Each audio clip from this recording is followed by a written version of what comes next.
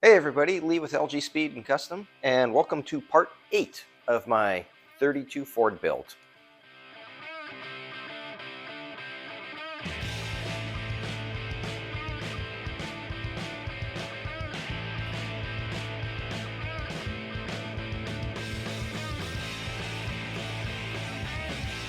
So if this is your first time watching, if you're just joining us, thanks for coming to hang out. This is my 32 Ford. I bought this car a few months ago. It was a complete running and driving car. However, it was extremely janky. It had all the right parts. It had good bones. It was just very, very poorly put together. So I drove it home and made it, surprisingly. There's a great video on that if you go further back.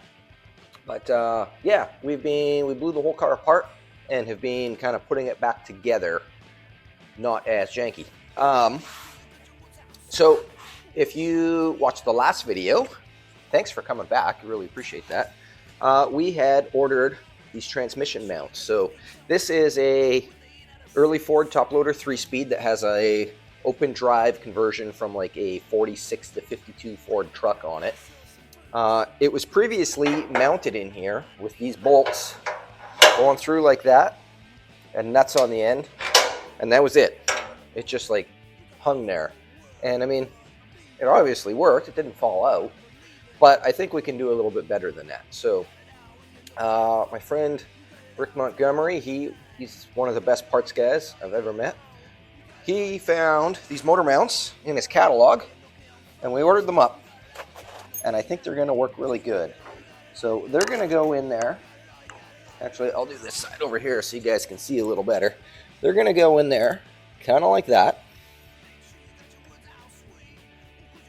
And then a couple days ago, actually a couple weeks ago, I haven't worked on this car in like 3 weeks just because we've been busy. I cut this plate out, which goes across the bottom, and we'll go to this other mount. We'll just quickly put it in here. It goes across the bottom like that and connects these two mounts. So now I want to build some sort of tab off of here that will allow this to bolt onto the K-member. And that should suffice great as a transmission mount. So that's what we're going to start this video off doing, is we'll get into that, and then who knows where we'll go from there. Let's get started.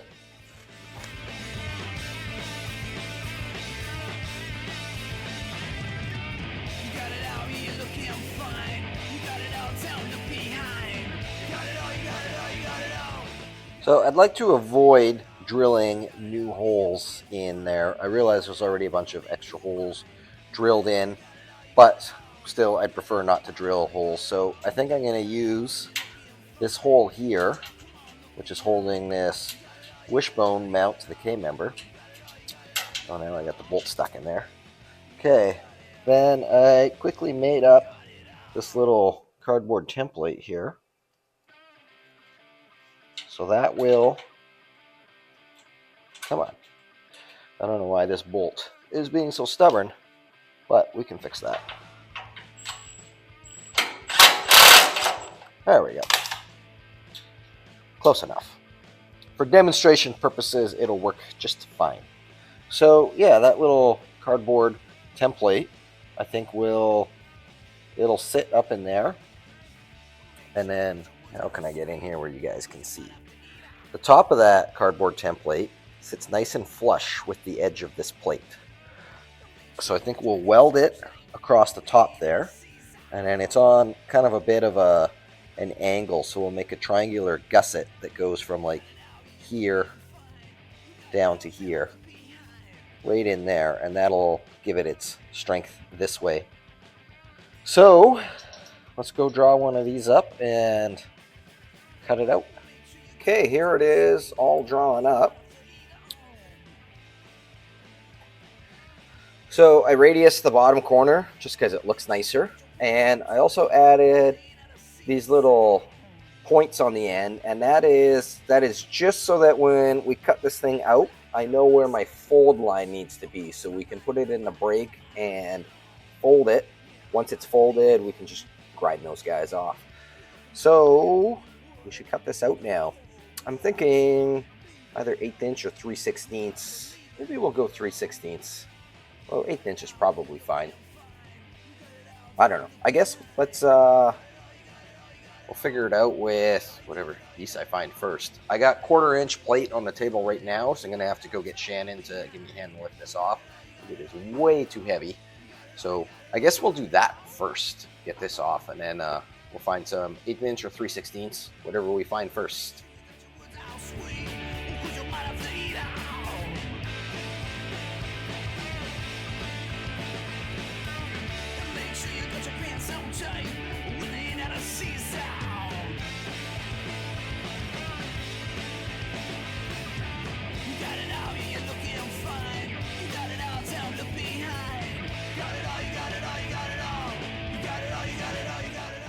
Okay, don't laugh at my homemade press brake here. It's pretty terrible, but it works. I made this really quick one day. I had to bend some 14 gauge panels for these Mustang rocker boxes, or torque boxes. And this worked really good, and I've just never really done anything else to make it better. Okay. I don't know if that's enough or not. We're going to have to test them. Okay, that worked out pretty good, actually.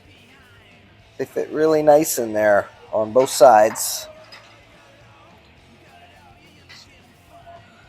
So I think we can tack them in there now and then build a gusset. So I guess before I tack them on, I should grind these little tits off. Can I call them tits? Can you say tits on YouTube?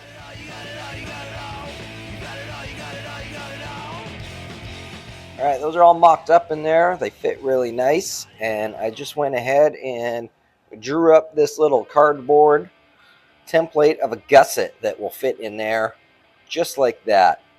So we'll go and cut this out now, and then we can weld this together, and I think we can call our transmission mount done at that point. There's our gusset all drawn up. So now we can go ahead and push start on here and cut it out.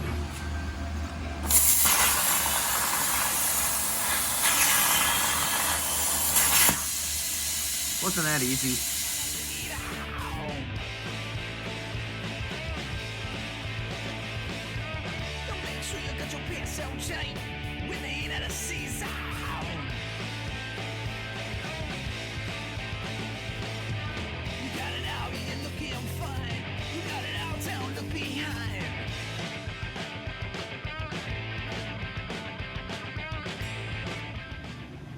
Look at that. Perfect. Okay, let's weld this thing together.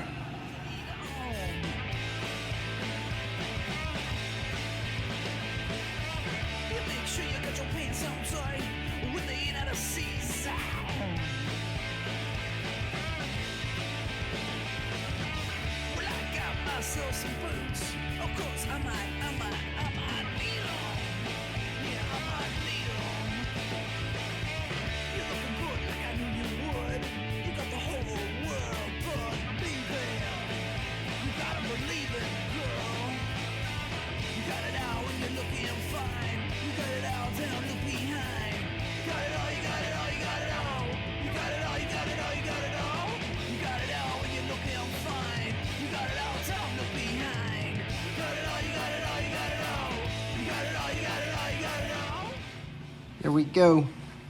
That is very hot. I think when it cools down, we'll put it on, and then we might go on a little field trip.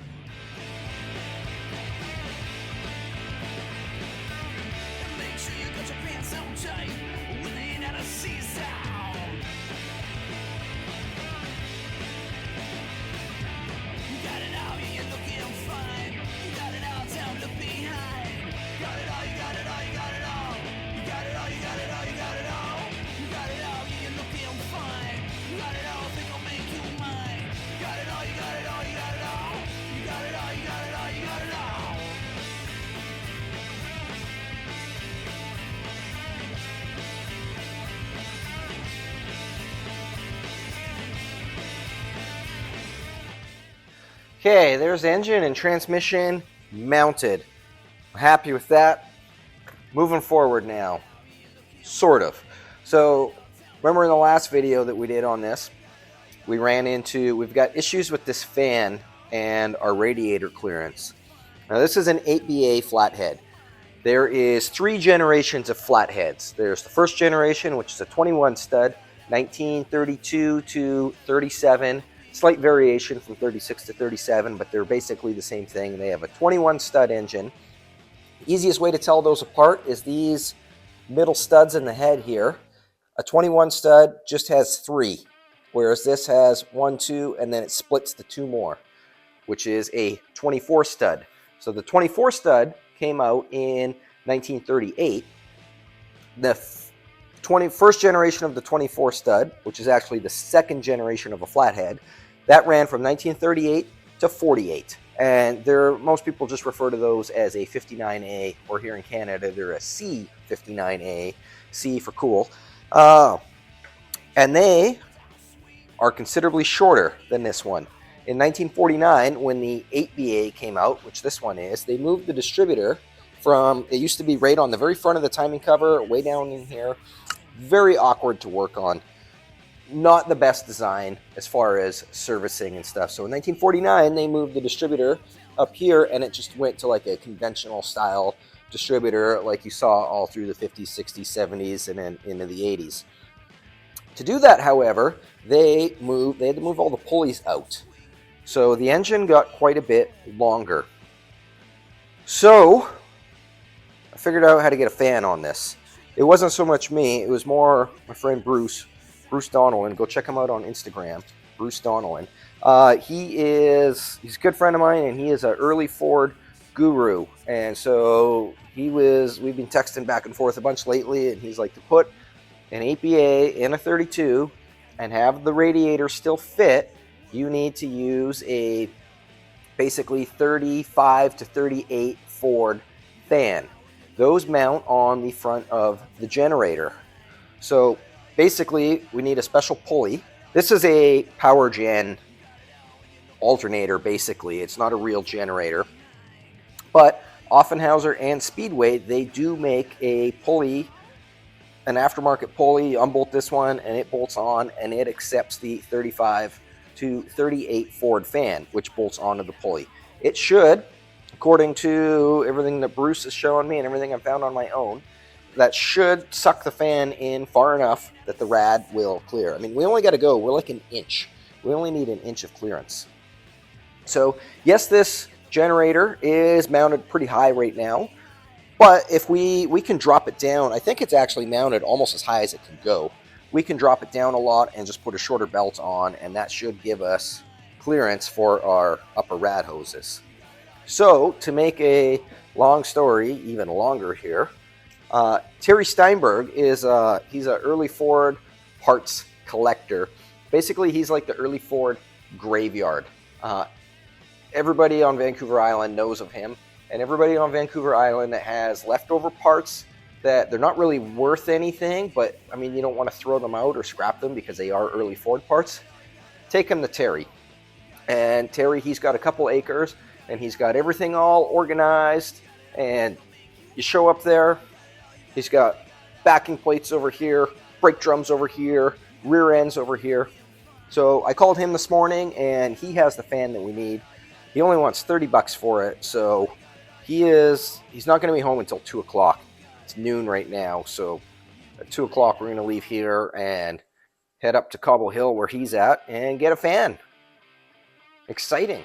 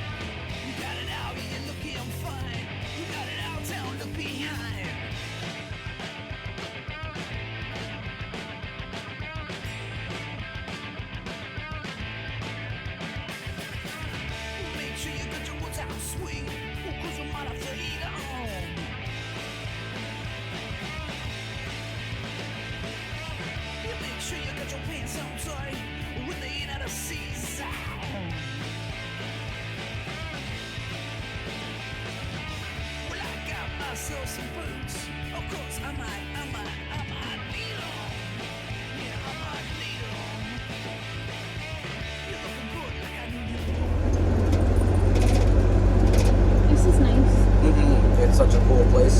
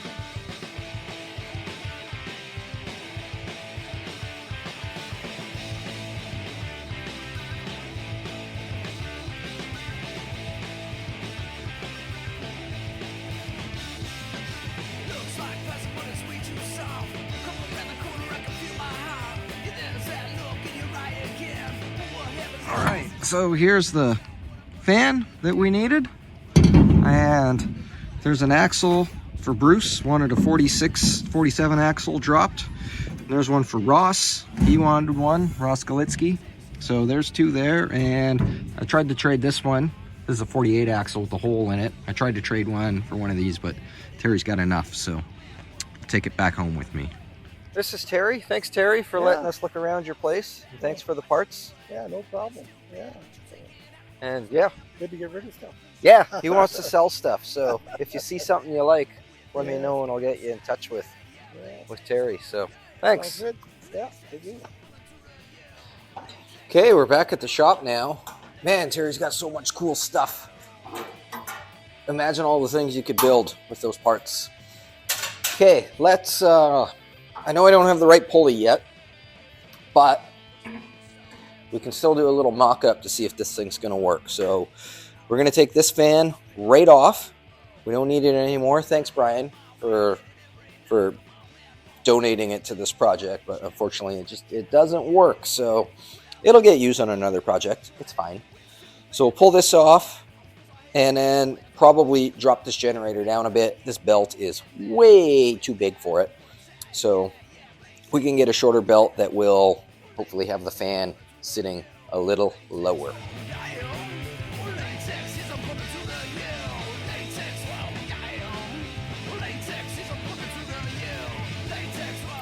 I dropped that generator down and I took the belt off. This belt was on the engine when I bought the car, but hanging on the wall I've got a correct Ford script, like the proper part number belt for a like 59A, a 38 to 48 forward. Unfortunately, it is still a bit too small, so we need one a little bit longer than this and a little bit shorter than that. But that's not gonna hold us up from mocking this thing up. So we'll set it on there like that. We got our radiator bolts with the little springs to keep everybody happy, because the last time I mounted a radiator, everybody was quick to point out that I did not have the springs. Okay, tighten this guy, tighten that guy up like that. And put one on this side. So these radiator support rods I have, I think, are too long. We're probably going to have to cut those down. But just hooking it on the top like that, I mean, that looks like we're in the ballpark. Where'd our fan go? Here it is. Survey says, oh yeah. Oh, maybe not. Maybe not. Mind you, this isn't the right pulley. I mean, it fits in there. It's really tight. Hopefully, with that other pulley that we have, maybe it'll sit a little further back. We might also be able to manipulate, like this will slide back on the bracket here. We might be able to slide it back a little bit. You don't want to get too far, because then the pulleys get out of alignment and it'll throw the belt. But I think it'll probably work. This also, we might be able to go a little further ahead too. Oh yeah, lots. Quite a bit. Okay.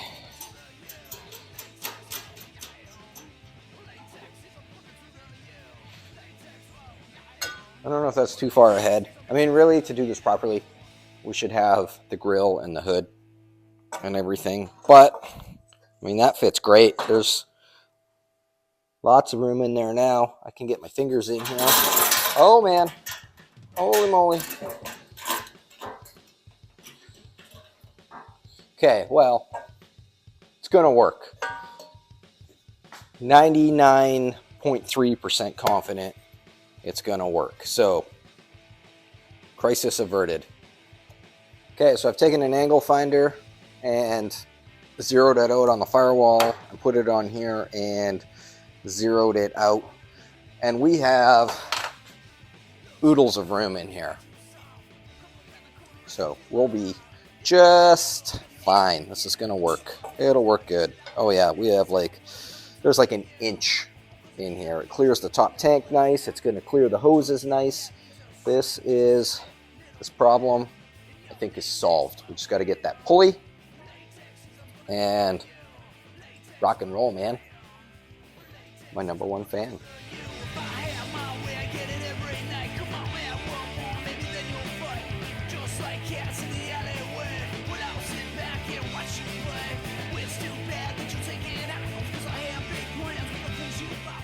Okay, so I think that concludes this video. We got two problems solved. We got the transmission crossmember dealt with, and we got our fan dealt with, our fan clearance issue. So big thanks to Bruce Donnellan for all his help with that. It's really, really appreciated. He knows more about 32s than, he's probably forgot more about 32s than I know. So I really appreciate your help with that. And also thanks to Terry for hooking me up with the fan. That's also super cool. It's so cool to have a place like that so close that you can just go and get parts for. So I think in the next video that we're going to do, we're going to blow this front end apart. I want to do a reverse eye spring, and I also want to drop this axle. So this axle, being a 32 to 36 axle, already has a 2-inch drop compared to a Model A axle. Everything's kind of based off a Model A axle. A Model A axle would be like ground zero. So this is already 2 inches down from a Model A. So I think we'll go another 2 inches to give it a 4-inch drop overall. So the next video, we'll blow everything apart, get these perch pins out, get the spindles off, put it in the axle jig, heat it up, and stretch it. So make sure to subscribe if you're not already subscribed, and hit the notifications bell so that when that video pops up, you know about it. And also, make sure to check out the website, lgspeedcustom.com. We've got hot rod shirts, we've got stickers. Really, thanks to everybody who's been ordering stuff. The website has been doing really, really well, and it's awesome. It makes me want to keep doing this stuff. So the more you guys can, help support the channel, the more motivated I am to keep giving you great content and great videos. It's really fun to make these.